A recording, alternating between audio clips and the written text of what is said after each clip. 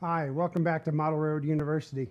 One thing have been doing, and I've really gotten excited about it, is I always have trouble trying to make models look old. You know, it's easy to take a spray can and spray something and it looks brand new and modern, and that's no problem, or like it was just built. But to make something look old takes a little bit more effort, ability, talent, whatever, and I haven't seemed to have it all the way along, but I've tried to learn. And one thing that I learned today and I really got excited about, I made an old building. And this building happens to be one that we're going to try and do for the Amherst Train Show coming up in January of 2016. This is going to be one of our make and take buildings that we'll have everybody build, 30 students. And Larry Smith is our lead instructor for that out of Birmingham. He's coming up to Springfield.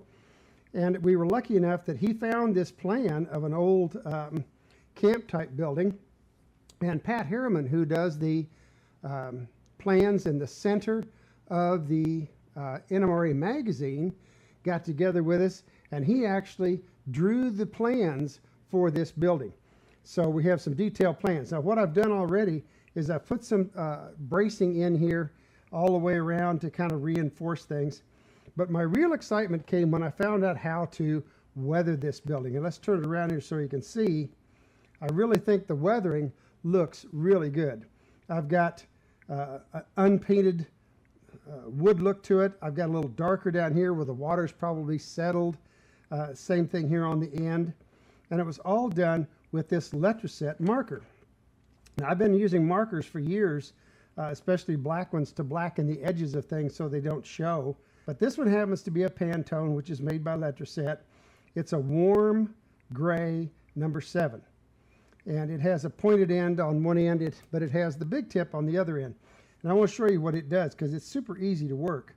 I just took the wide end here and went in between my boards and marked them. Gives me a good start. And then I come back and I'm going to hit those battens. The boards on top. Do those. Get that corner colored. And you can see very quickly it's going to color up very, very quickly, which it did over here. Now what I did was I let this top part dry, and then I came back after about 10-15 minutes and I just did a little bit down here on the bottom to make that weathered look. So that wasn't too bad. The other thing that I did was we made a floor section here, and it's all in one piece. So I have my back porch back here and I have my front porch all in one. If I line it up, you'll see. And I wanted to color that. So again, I go to my wide end and I started putting my colors on. Now, one thing that happens when you do this with a marker is that you wind up with the color not going down in the grooves. So how do you solve that? Well, you go and you get yourself some isopropyl alcohol, just like this. And I've got some out in a little cup right here that I can show you. And I've got a brush. This brush has been in stain a lot over its life, but just get a big old bunch of that and just smear it on. And that will run that marker, that ink from that marker, right down into your grooves. And you can see from the floor that I did earlier that that's exactly what happens. It runs it in through the entire thing. So at any rate, this was, I want to give you a quick tip on using the isopropyl alcohol and the magic marker. They work great together, and I think that magic marker really gave me a nice weathered look on my building. Give it a try. I would even try maybe trying some whitewash, a little white paint, and maybe just dry brush it on, make it look like the white had been washing off.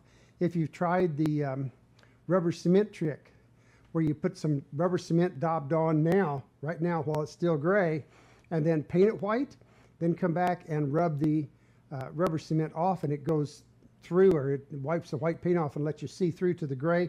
Looks like peeling paint. That's a neat technique to try. Anything to make your building look maybe not quite right, brand new. So give it a shot. We'll see you in a little bit with another tip from Model Railroading University. In the meantime, have fun railroading.